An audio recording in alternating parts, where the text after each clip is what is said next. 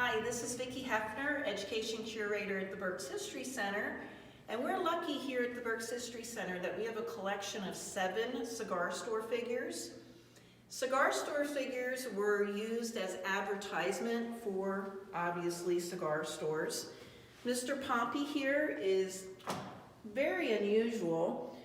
Most cigar store figures were Native Americans because it was the Native Indians who introduced tobacco to the world. But Mr. Pompey here was very well known for generations in the 1900s. As you can see, Pompey needs a nose job. So many children nudged his nose or his goatee, which makes his head bobble.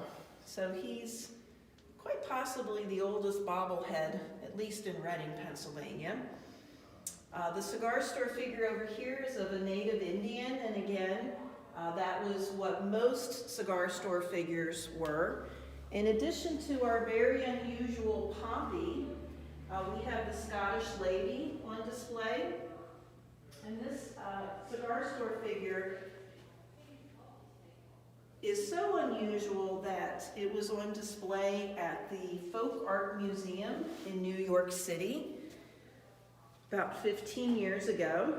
So apparently Pompey's not the most unusual because they were more interested in having the Scottish lady on display there. And again, she was at the Folk Art Museum in New York City for about a year. And like most artifacts, they have seen their time. There's some discussion over why her fingers are cut off. Probably she just had an accident. Some people think maybe they put cigars in there.